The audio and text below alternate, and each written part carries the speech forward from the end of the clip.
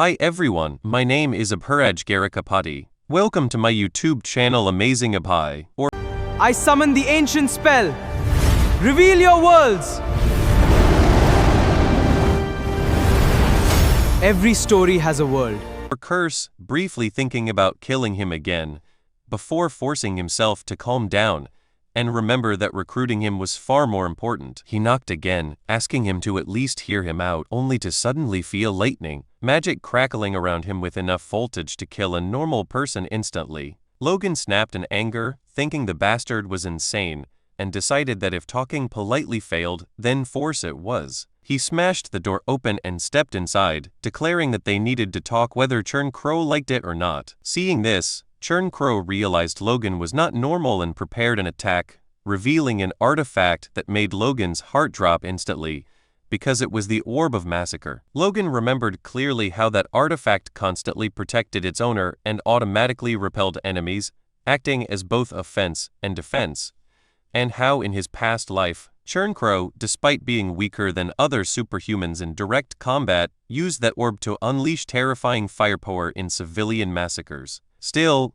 looking at him now, Logan judged that he was not yet that powerful since he was only a 5th circle mage. Logan sarcastically remarked that using such force on a guest seemed harsh, while Churn Crow mocked him for calling himself a guest after breaking down the door. Logan calmed himself, admitted he had no other choice since Churn Crow refused visitors, and tossed a heavy bag of gold at his feet to compensate for the broken door. Seeing the money, Churn Crow started sweating and reluctantly agreed to talk. They sat in the parlor with Logan keeping his sword nearby, while Churn Crow kept the Orb of Massacre behind him, suspiciously asking what Logan wanted. Logan said he had heard rumors about him and came to offer recruitment, which immediately made Churn Crow tense up, asking what rumors. Logan noticed that reaction and realized the man clearly had secrets, calmly explaining he heard Churn Crow was a master of artifacts, and that just seeing the equipment behind him confirmed it. Churn Crow exploded in anger, demanding where Logan heard such things,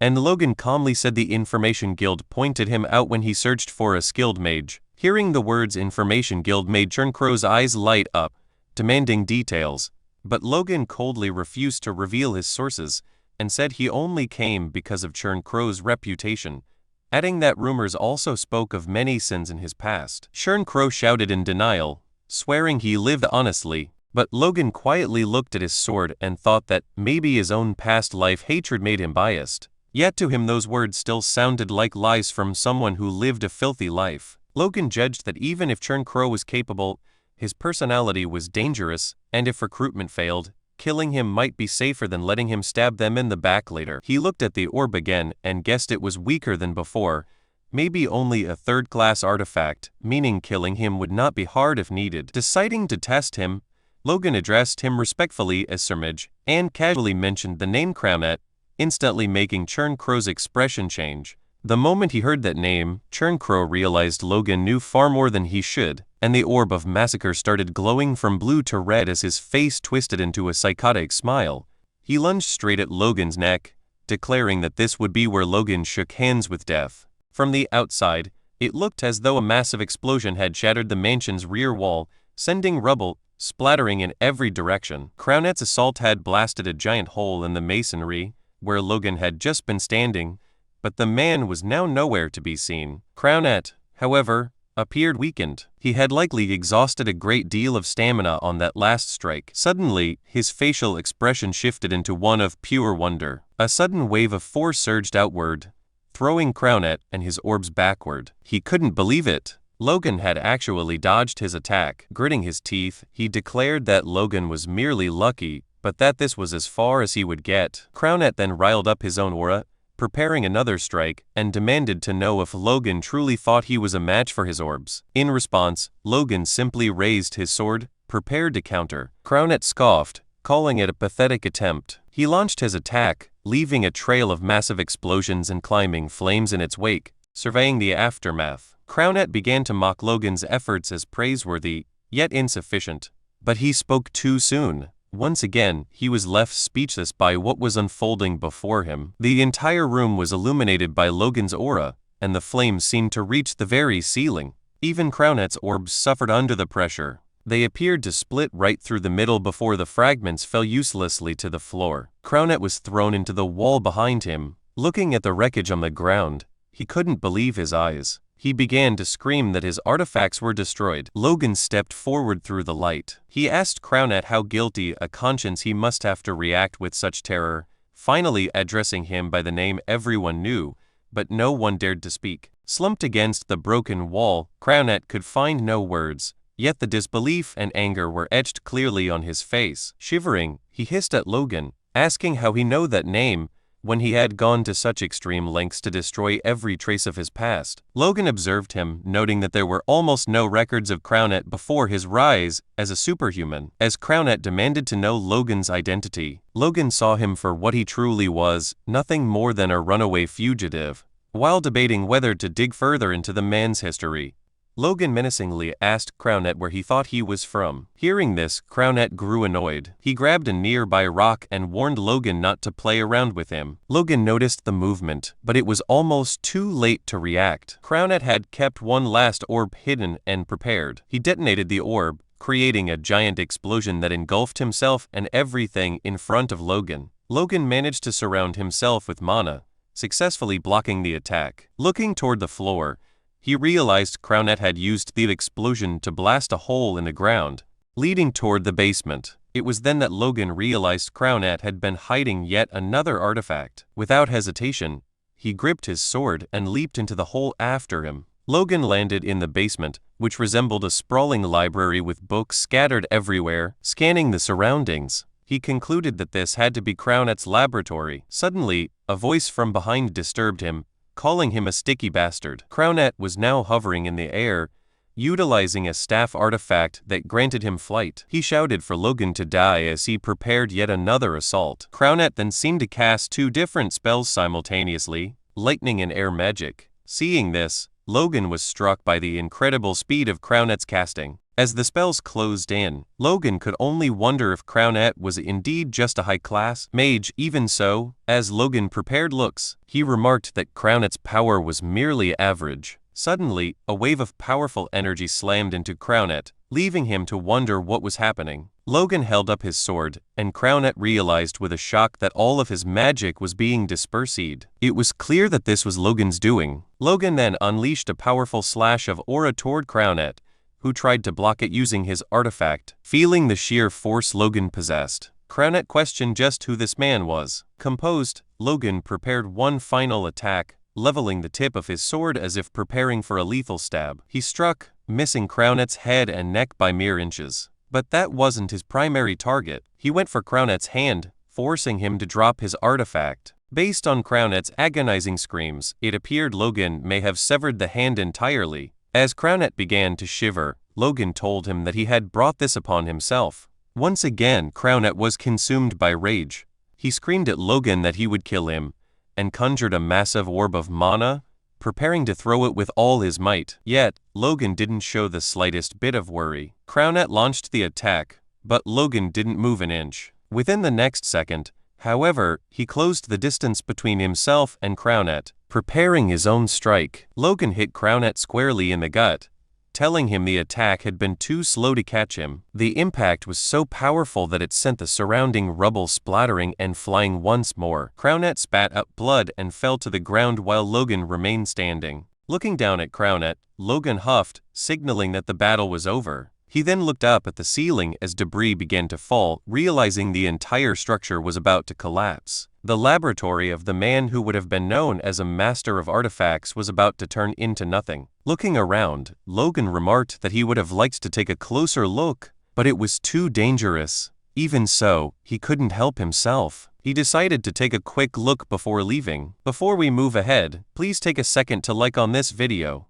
A like tells me that you enjoyed this topic. Your support helps Amazing Apai grow naturally. That was when he noticed a collection of books and papers on one of the tables Crownet's research notebooks. Logan recalled that in his past life, Crownet had invented a method to imbue magic, not just onto rare materials like mithril, but onto common metals as well. This was the breakthrough that allowed for the mass production of low-grade artifacts. Shedding a bead of sweat, Logan thought the method might be in those books. He began gathering the stacked notebooks, noting that it wouldn't hurt to use them. He searched for anything else of value and spotted a piece of armor on another table. He was left momentarily speechless by what he saw: a necklace, a ring, and a pair of armored gloves, all of which Logan believed to be artifacts. He took the necklace in his hand, noting that he didn't feel any special energy from it, meaning it was likely a Class Roman III artifact. He placed his hand on the gloves, thinking it a shame they weren't higher grade, but decided he would gratefully take them anyway. Suddenly, as he approached the gauntlets, he noticed something. They seemed to be absorbing his force. Logan remembered this was exactly like when he had taken the artifacts from Bepharos. He slid one of the gauntlets onto his hand to test it out. He began infusing it with force, and the gauntlet took it all in easily, absorbing every ounce of energy Logan gave it. Then a bright light shone from inside Logan's fist, and the true power of the gauntlet was revealed. Logan remarked that it felt as though his strength had been multiplied. Even his body's durability and force were greatly enhanced. Logan thought the effects were similar to the Wind God's boots, and used that he didn't think he would ever see something like that again. He wondered if they had been made by the same person who created the boots.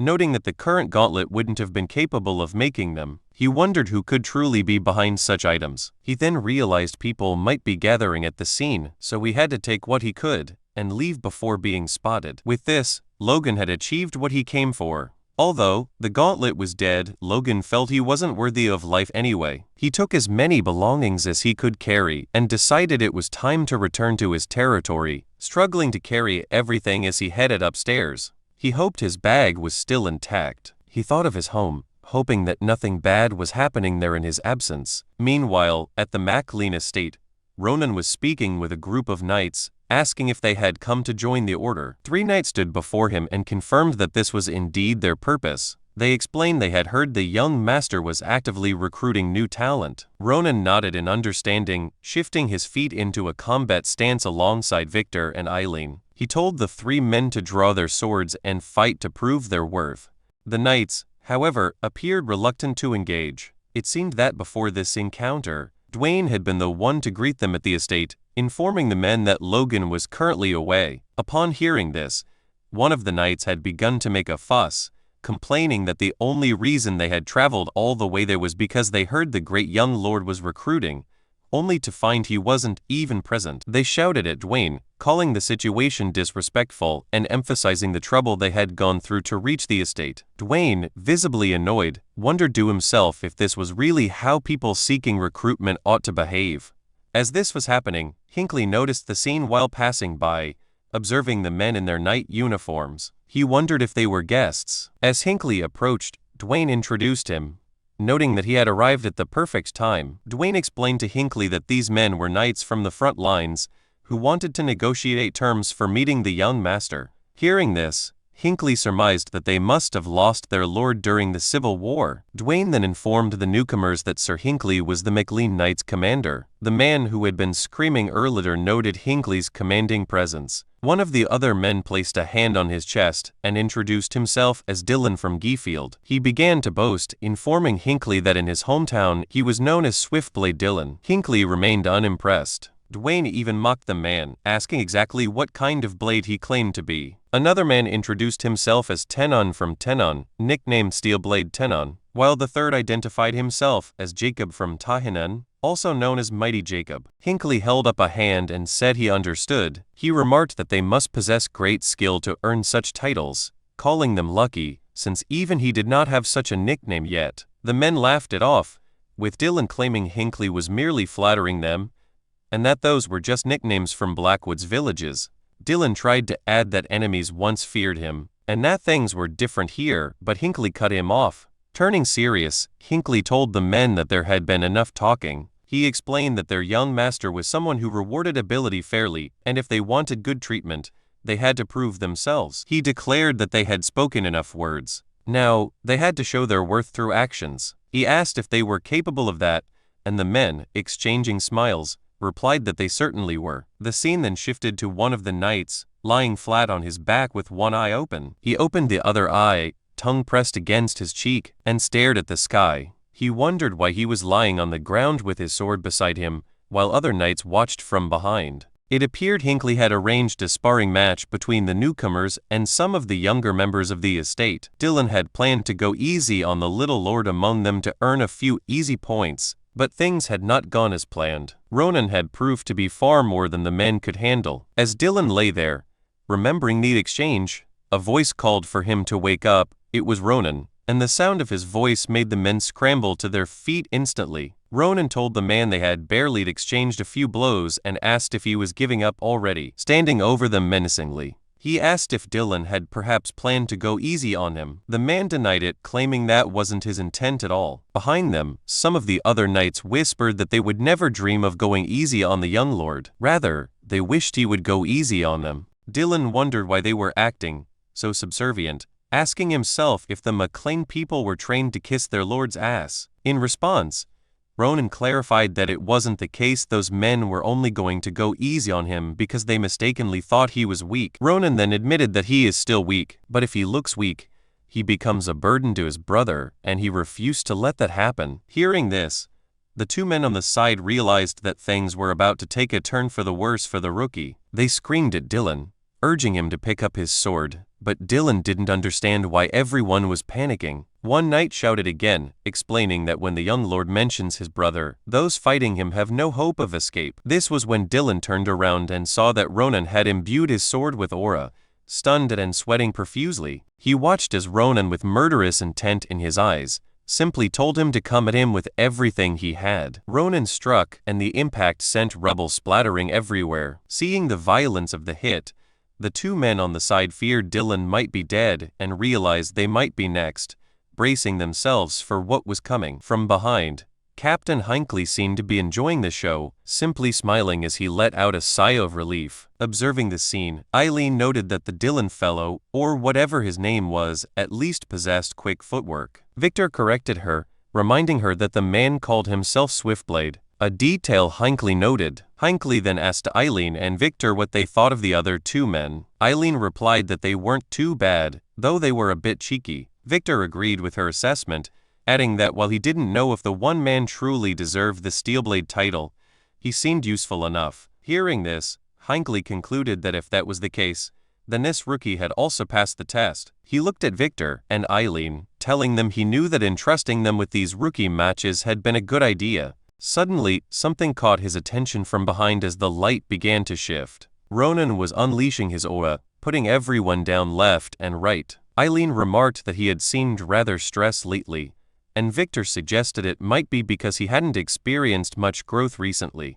Hinckley told them the matter might be a bit more sensitive than that. He looked at Eileen again, noting that Logan had been gone for 10 days now, and asked if they knew his actual whereabouts. Eileen replied that she wasn't sure and hadn't heard anything, a sentiment Victor echoed with a nod. That being said, Eileen mused that, knowing Logan, he would likely return after accomplishing something incredible, just as he always did. At the Magic Tower, Logan arrived to see Clayton, and promptly dumped every magic-related item he had recovered from Crown its laboratory onto Clayton's desk. Watching as the final bits of sand and debris fell from Logan's backpack, Clayton stood stunned, unsure of what to say. He finally asked exactly what all of this was. Logan smiled and explained that he had discovered these research materials in a maid's laboratory and thought he should bring them to Clayton just in case they were useful. Clayton asked if Logan wanted him to inspect them, but then a sudden realization struck him. He nervously asked if these were classified materials belonging to another magic tower,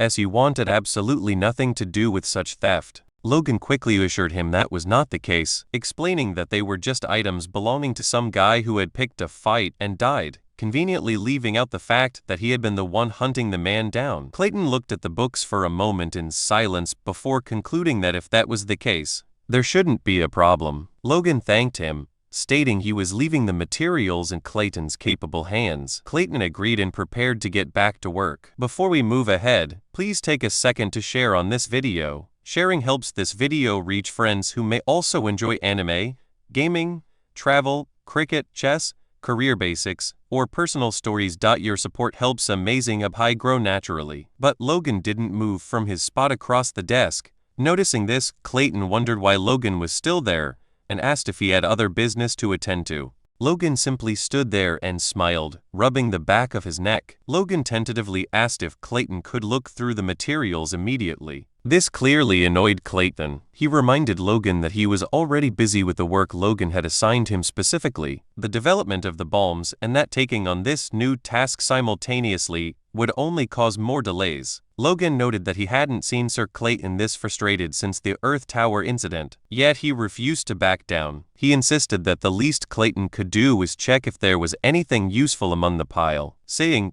Clayton looked down at the books and wondered if they were truly important enough for Logan to push everything else aside. He set them down and eventually agreed to do it. Logan's face lit up with a grin like he was 10 years old again. Clayton opened one of the volumes and told Logan that a light skimming would take a few hours at most. He suggested Logan go bathe and rest in the guest quarters while he worked. However, Clayton stopped mid-sentence. His eyes widened as he found something interesting within the pages.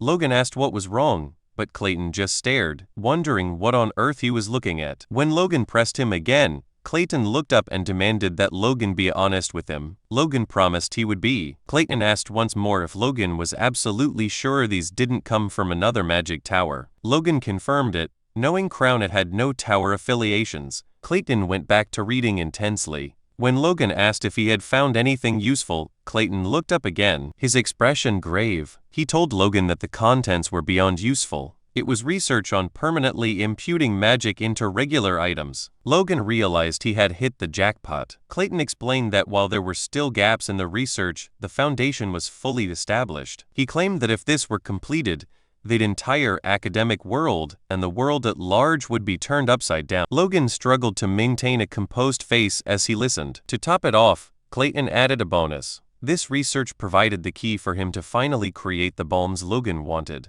Upon hearing this, Logan's excitement returned, looking like a child who had just seen candy for the first time, or some might think else. Elsewhere, inside a dim bar, two men were deep in conversation. One asked the other when the operation was scheduled to take place, to which his companion replied that they would strike the northern estate that very night. Hearing this, the first man questioned if they were moving too soon, but the other insisted there was no need for hesitation. A single top-ranked lord wouldn't be enough to stop them. The first man urged more caution, suggesting they verify the situation further. He had heard rumors that the so-called Grand Young Lord of the estate had even handed a loss to Bifrost twin blades. It was clear they were discussing Logan. However, his companion dismissed the stories, arguing that one shouldn't believe every rumor about a 21-year-old kid. The first man countered that the kid had reached a high-ranked title at 21, and rumors suggested he fought as if his level increased mid-battle. The long-haired man scoffed, remarking that Logan sounded like the protagonist of a novel. Still, he'd admitted that if the rumors were true, he would like to test them for himself. That night at the estate, everything appeared quiet and peaceful. Logan sat in his study with his artifacts behind him, focused on a stack of documents. Someone disturbed his silence, remarking on how much the town had grown lately. It was Rick, who informed Logan that a new market had recently opened near the Tomato Fallen Warrior Memorial. When Logan asked why he was bringing it up, Rick explained while tidying some books that there were plenty of interesting goods worth seeing. Rick mentioned he planned to visit the market during his vacation, prompting Logan to remark that he expected Rick to spend his entire break sleeping. Rick turned around, his cheeks flushing as he prepared his defense. He explained he couldn't just sleep because his girlfriend would be upset. Without looking up from his papers, Logan simply wished him a fun time. Rick, feeling slighted, asked if Logan could at least look at him with a bit of warmth before turning back to his books, grumbling that he shouldn't have expected anything else. Logan told him he was only kidding and startled Rick by tossing a bag toward him. He told Rick to use the money to buy himself a nice outfit and something tasty. Moved and unsure how to express his gratitude, Rick lunged to hug Logan, declaring his love. Logan, however, shouted at him to get away, his expression twisting into that of a murderer. Rick then suggested that Logan should also take a break and go on a date with Lady Eileen, but Logan remained silent. When Logan jokingly told Rick to give the money back so he could take Eileen out instead, Rick vanished as fast as a flash, leaving the room instantly. Left alone, Logan considered the idea of a date. He imagined himself and Eileen together, but wondered how anyone could do something so carefree during such times. As the image of a smiling Eileen crossed his mind, he tried to remind himself that he had more important tasks piled up. Even so, his eyes seemed to light up at the thought, his mind momentarily clouded by the idea. He slapped himself, muttering that now wasn't the time for that. He noted that after the war with Beffrose, Eileen seemed to have realized something and had been devoting herself to training every single day. Furthermore, the movements of the Civil War were not looking good. According to reports from the Information Guild, the balance of power between the two factions was tilting much faster than Logan had anticipated. While he wanted the war to end quickly to avoid national exhaustion,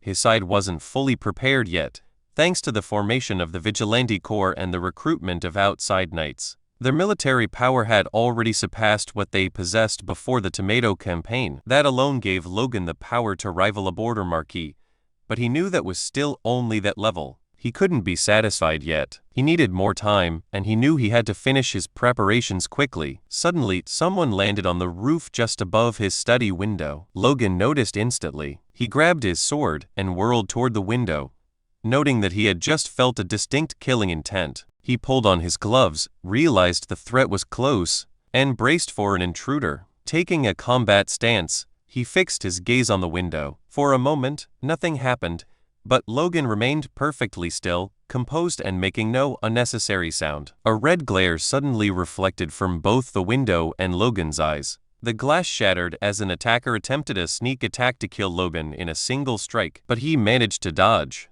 Logan was stunned to see the attacker was using a Force Blade. He countered immediately with the same technique. The exchange sent the attacker reeling back several meters, standing face to face. The assassin seemed unable to believe he had been pushed back. Logan asked him if the sensation didn't feel electric. As he prepared his next move, keeping the attacker's full attention, Logan lunged for an attack, which the assassin managed to block. Logan found it laughable that a stealthy killer would let his guard down so easily. He moved to finish the man while he had the momentum, but he quickly sensed trouble behind him. A second attacker had been waiting to take Logan down from the rear. Taken by surprise, Logan barely reacted as the second man struck, sending rubble flying. Fortunately, the blow missed. It was the men from the bar.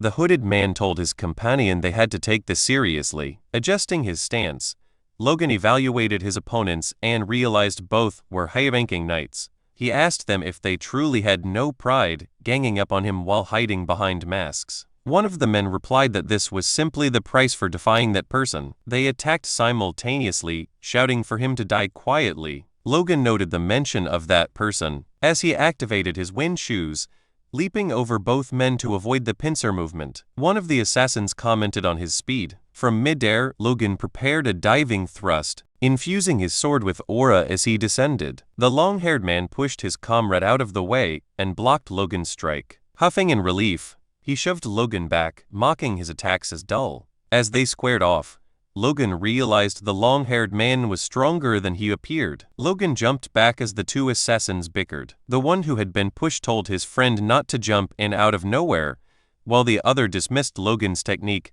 as a cheap imitation of a Force Blade. They remained confident that unless a miracle occurred, their mission would succeed. Logan analyzed the situation. Only one person had the motive and the power to command multiple high-ranking knights for an assassination attempt. Before we move ahead, please take a second to like on this video. A like tells me that you enjoyed this topic. Your support helps Amazing Pi grow naturally. Jordan Volterman, he realized these two weren't the only intruders. If the entire estate was under fire and even one more higher rank was present, the situation was dire. His fears were confirmed elsewhere in the estate. In another room, a blade dripped blood onto the floor. Marion realized he had been hit. It was Patrick, clutching a wounded shoulder as he glared at his attacker, cursing the name of Volterman and wondering how he could dare to attempt such a thing. Through Logan's shattered window, the attackers could be seen preparing their next strike. One of them planted his feet and leaped high into the air, pulling his sword behind his back, before unleashing a powerful, long-range aura blade. Logan realized instantly that his opponent could extend the reach of his attacks. At the very last second, Logan reacted, dropping low as the blade hissed mere inches above his head. A strike close enough to have given him a haircut. The impact sent Logan falling onto his back, but he scrambled up immediately, looking at his attacker. Logan noted that while the man's swordsmanship was textbook, His ability to freely manipulate the reach of the Force blade was a nuisance. Logan started to analyze the second attacker, but he had to move fast as a blade plunged toward him from above. He needed a strategy, and he needed it now. Once again, he barely managed to dodge at the last moment, though this time, it cost him a shoulder injury. As Logan struggled to stand upright, the silver-haired attacker smiled. Logan thought the man seemed to emerge from the shadows like a ghost, only to melt back into the darkness, a bizarre style that reminded him of the Empire's legendary ghosts he had only heard of in his past life. A sharp pain flared in Logan's leg. He had been wounded there as well. The second attacker was proving to be just as fast as his comrade. Logan warned himself that this was no time for distractions. As the fully masked figure leaped for another strike, which Logan managed to block, he acknowledged that he was in a clear crisis. Realistically, as a high rank, there was no way he should be able to handle two top ranks at once. Even so, Logan did not feel like he was going to lose. His sheer perseverance left the two attackers stunned and speechless. The silver-haired man grew annoyed, calling Logan a stubborn bastard, clenching his sword tighter. He jumped toward Logan with murderous intent, screaming for him to die. Logan realized exactly what he had to do to keep this crisis from ending in disaster. Activating his wind boots, he leaped away and repositioned himself behind the assassins in an instant. He managed to wound them both, telling himself that whether it was through artifacts or secret techniques,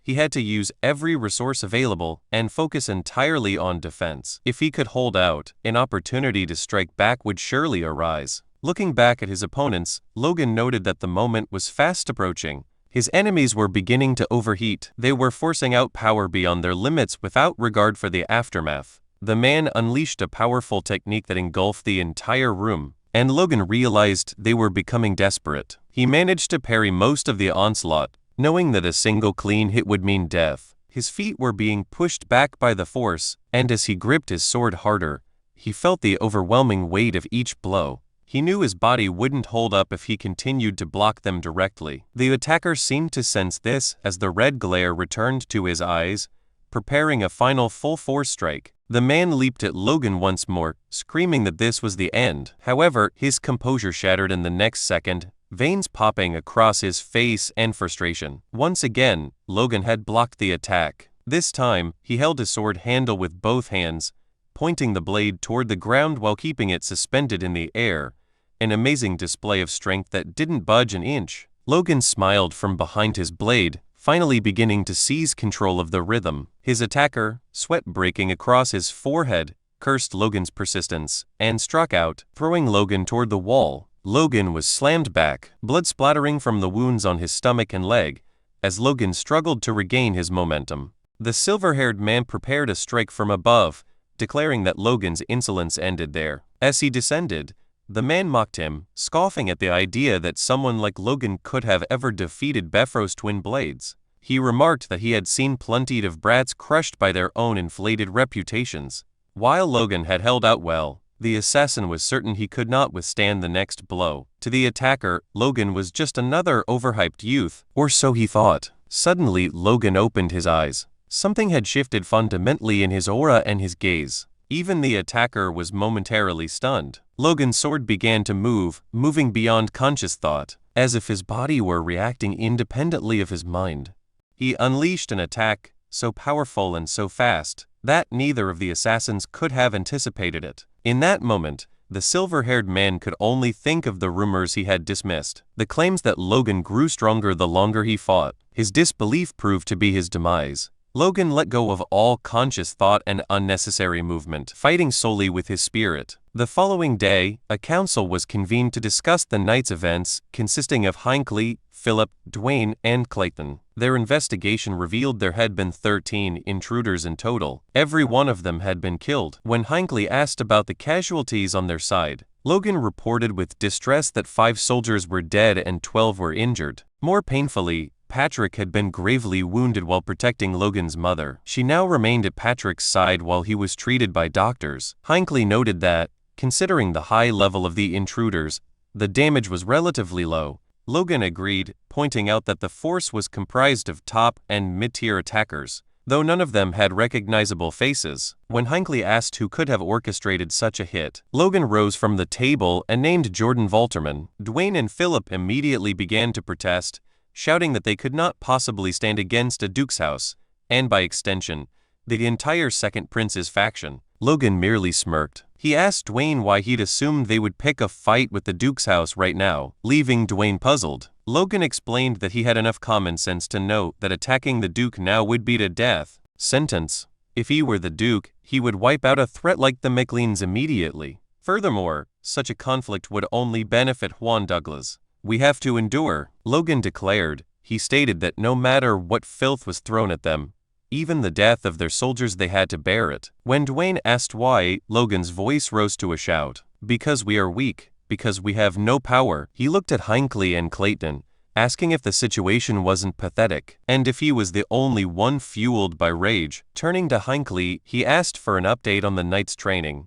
Hinckley confirmed they were fully prepared. Logan nodded, his expression softening as he told those present that they gave him hope. Hope that one day they would properly repay this humiliation and possess the strength to do so. Then Logan bowed deeply to his subordinates. The room erupted as everyone jumped to their feet. Hinckley even screamed for Logan to stop. With his head still lowered, Logan asked them all to keep pushing just a little harder. He promised that soon, all of McLean's glory would belong to them as well. Moved by his sincerity, Hinckley fought back tears while Clayton and Philip smiled. To a man, they agreed to do everything in their power to support him. After Jordan Valterman's midnight assault, Logan and his closest aides sealed their resolve to develop the territory. As a result, the pace of work accelerated across every department. Wayne found himself finishing. If you enjoyed this video, please hit the like button and subscribe to Amazing Up High. Subscribing makes sure you do not miss the next video, and it gives me motivation to keep improving the quality of every upload. Thank you for being here, and I will see you in the next one.